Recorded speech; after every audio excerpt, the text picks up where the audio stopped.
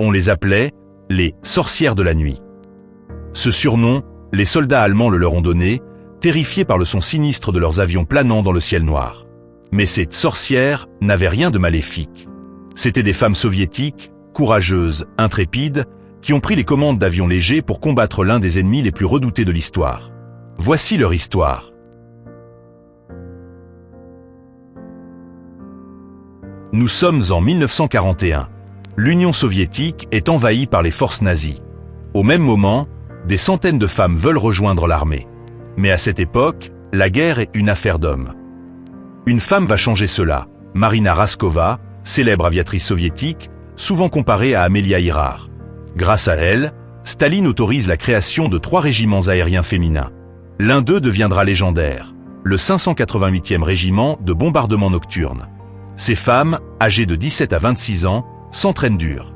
Leurs avions, de simples biplans en bois étoile, les Polikarpov Po-2, lents, fragiles, sans parachute ni radar.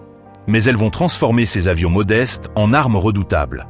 Chaque nuit, elles décollent par groupes de 2 ou 3, coupent leur moteur juste avant d'arriver sur la cible, et planent dans le silence avant de lâcher leurs bombes. Les Allemands, ne voyant rien venir dans l'obscurité, entendaient seulement un souffle dans le ciel. Et quelques secondes plus tard, l'explosion.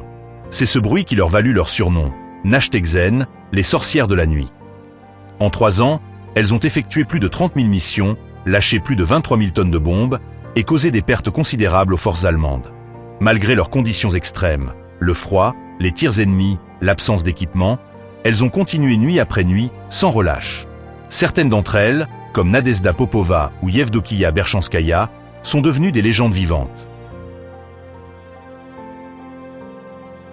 À la fin de la guerre, les sorcières de la nuit avaient perdu plus de 30 camarades.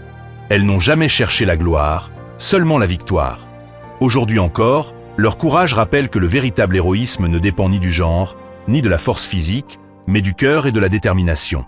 Les sorcières de la nuit ont prouvé qu'au milieu des ténèbres, même un petit avion en bois peut porter les ailes du courage.